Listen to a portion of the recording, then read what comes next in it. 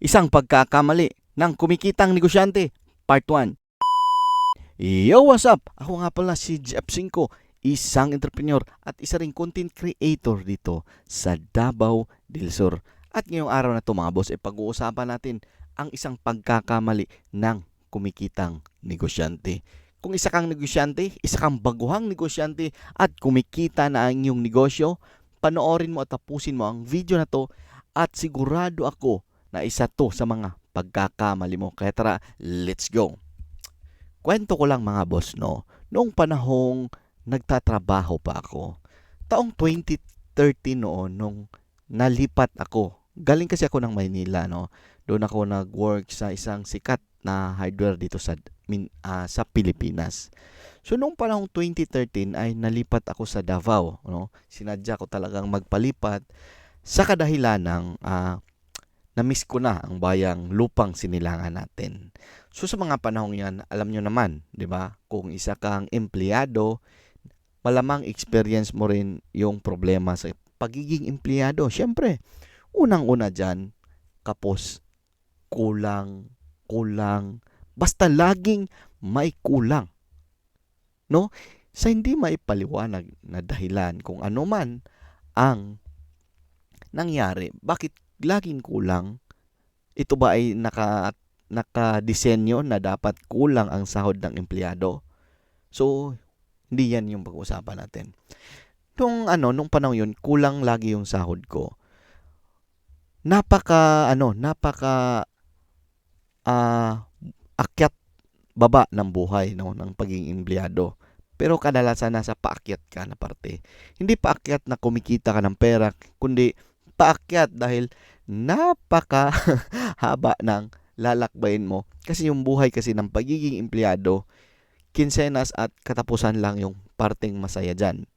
Yung unang araw at hanggang 14 days, napaka hirap ng buhay mo dyan, no? Talagang banat ka talaga dyan, no? Magtipid ka, yung ulam mo dyan from 1 to 14 is itlog lang, tapos dilata. Tapos, ang masayang parte mo, yung sa sahod ka na, yung mga 15 a 15 na. Yan yung mga masasayang parte na ng buhay mo. Pero sa pagdating naman ng 16 to 29, doon na naman, hingal ka na naman yan. Akyat ka na naman yung buhay mo dyan. Paakyat talaga. Tipirin mo kung kaya mong tipirin. Papasok ka sa trabaho. Maglakad ka kung kaya mong lakarin. Tapos ito pang nakakatawa ng mga boss, no? Ito napapansin ko bilang negosyante na rin ngayon. Noong nag-aaral pa ako, noong mga high school pa lang yata, mga ganon, elementary, oh. Yung ulam ko kadalasan yan, kasi mahirap yung buhay namin, eh. Itlog. Hindi kami makakaulam ng hotdog, bihira yan. Tapos, bihira din kaming mag-ulam ng isda. Kadalasan talaga itlog, nagbabaon talaga kami. Tapos, noong nag-high school na ako, ganon pa rin yung senaryo. Yung ulam ko, itlog, tapos may baon rin. Napapansin ko mga boss, no? Noong nagtatrabaho na ako, no? Doon ako sa Maynila o pumapasok, nagbabaon pa rin ako. At alam nyo kung ano naman yung ulam namin. Ha? Hulaan mo? Itlog na naman. Itlog, pero ito kakaiba na kasi minsan may isda na. Dati kasi halos itlog lang lahat. Ngayon, medyo umaangat na, may isda na. So, 8 years ago, magna 9 years na kasi kaming nagninegosyo. So, 8 years ago, hanggang ngayon mga boss, no, kung kami ay papasok sa negosyo, papasok dun sa salon namin, ito yung mga nakakatawang parte. Kasi nagbabaon pa rin kami. Walang katapusang baon to. At ang nakakatawa na naman ito, itlog pa rin yung ulam namin. Mabuhay! Mabuhay tayo dyan. So, hindi ko maipaliwanag, no, nung panahon nagtatrabaho pa ako kung bakit laging kapos yung pera namin. Yung sahod namin talagang tagilid. Hindi pa abot ng 14, mga 12 pa lang, wala ka ng pamasahe, wala ka ng pambili ng ulam. So, anong problema? Ano nga ba? Bakit ganito? Ang pinakamasayang parte noon, alam nyo kung ano, yung kinsenas at katapusan, tuwing sa sahod ka. Diba? At tayong mga empleyado, pag sasahod tayo, ngayon ka lang makakahawak ng pera ng buo, yung buong sahod mo. Ngayon, hindi ko 'to malilimutan. Lagi akong bumibili ng lechon manok tuwing sahod ko. Basta, yan yung ulam ko. Lechon manok ako lagi. Kasi, sa panahong yan mga boss, yan yung pinakamasarap na ulam sa buhay ko. Yung lechon manok. Oo, yan lang talaga. Kasi, alam nyo na, buhay natin. Tipid ka talaga. Ulam mo dyan, tuyo, itlog, dilata, cup noodles, basta mga ganon. So, tuwing sa sahod is, yan yung pinakamasarap na parte, yun yung lechon manok. Ang pinakauna kong solusyon dyan para mabawasan yung kakapusan ko, konting umangat man lang, no? Kasi mga empleyado, meron kaming target sales, target quota.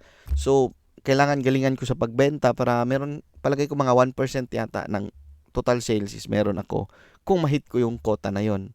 So, yan yung mga solusyon ko dati.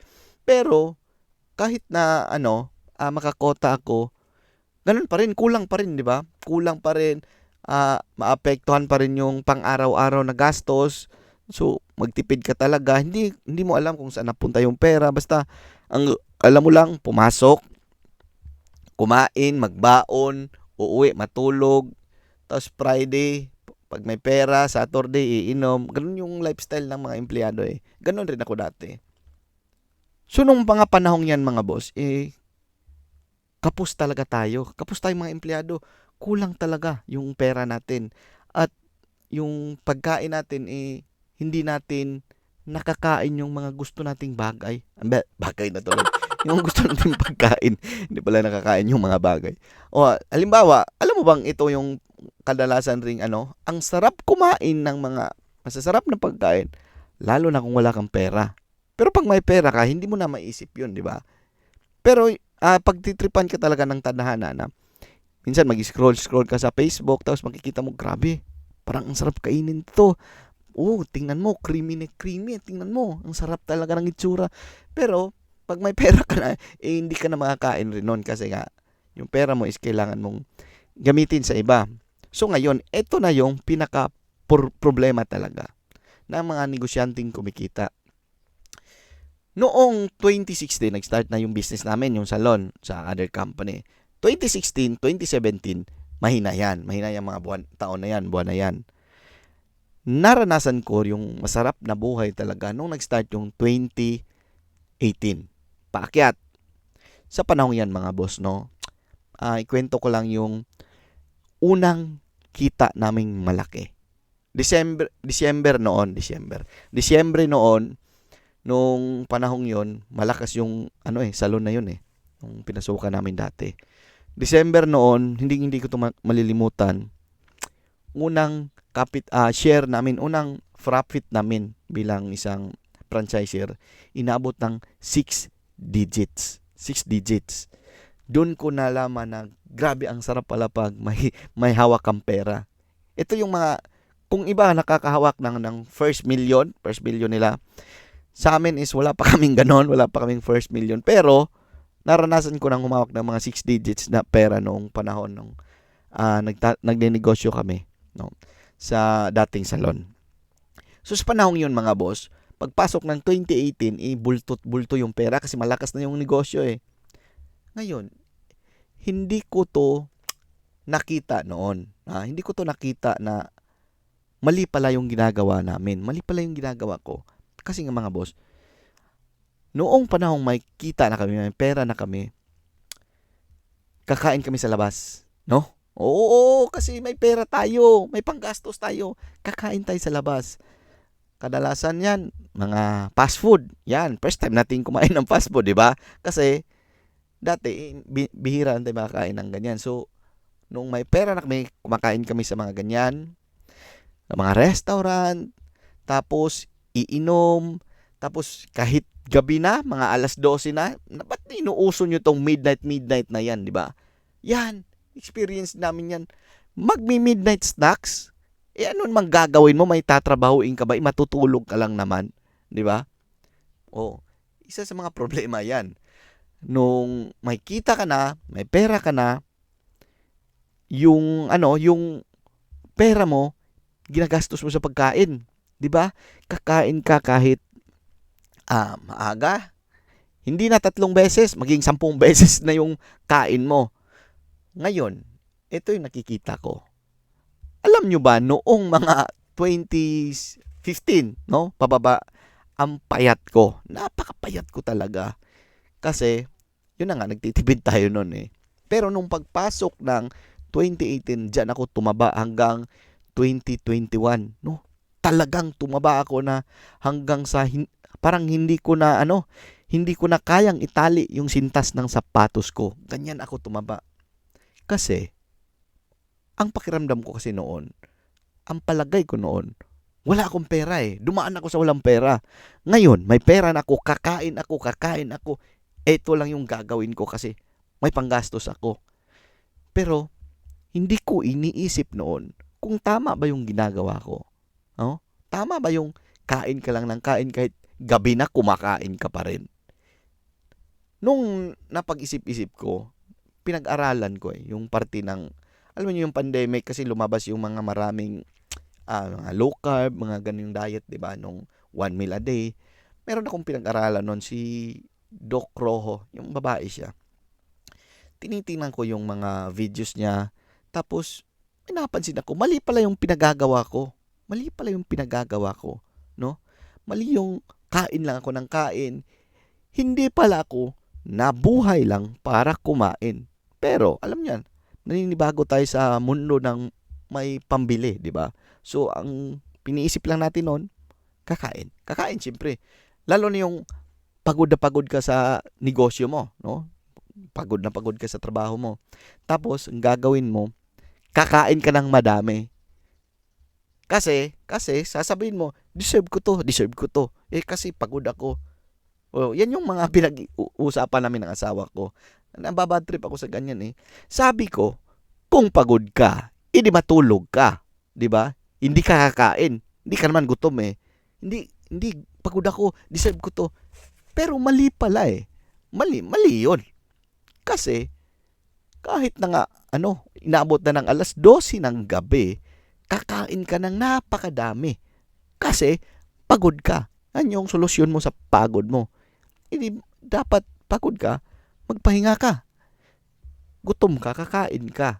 Pero ito yung mga boss, ito yung sinasabi kong isang pagkakamali natin. Kulang tayo sa disiplina eh. Pag nanibago tayo sa mga bagay, aabusuhin natin. Yung mga negosyante, yung iniisip lang natin, kumita ng pera, paikutin yung pera. Pagpasok ng pera, tingnan yung gastos, pagod, kakain. Yan yung mga kadalasang ginagawa natin.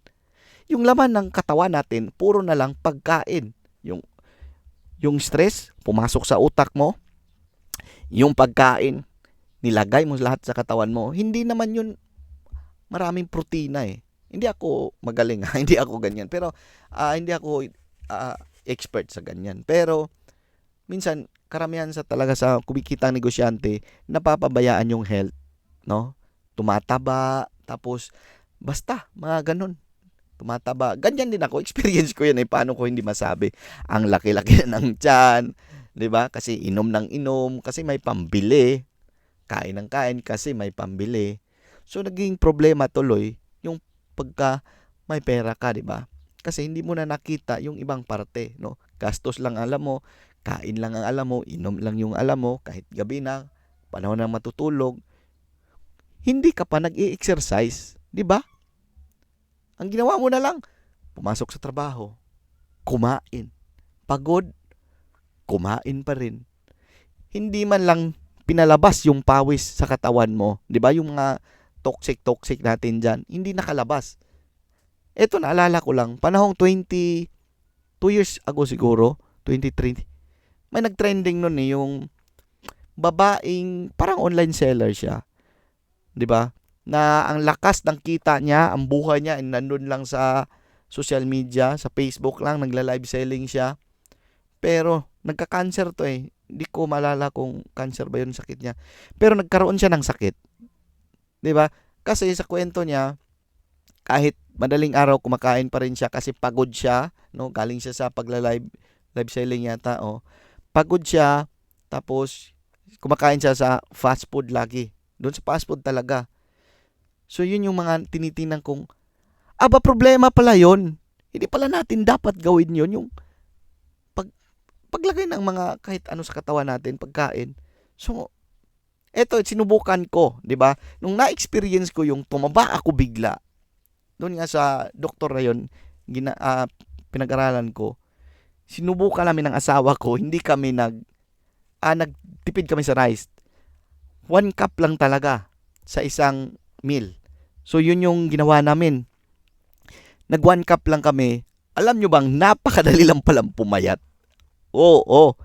Experience ko na yan eh. Grabe, ang payat ko na talaga na sinasabi ng biya, "Hoy, anong nangyari sa'yo? Napano ka na? Napano na kayo? Ba't ang payat yun na?"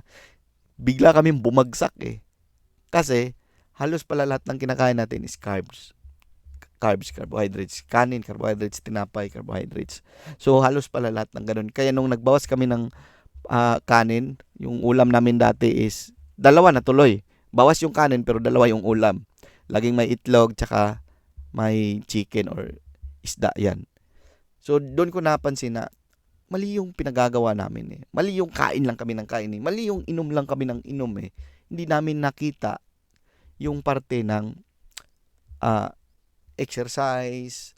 Dapat ganito pala yung gawin. No? Hindi namin nakita yun kasi nabulag kami sa biglang pasok ng pera na nung panahon nagtatrabaho pa kaming dalawa, hindi namin naranasan yung humawak ng ganung pera.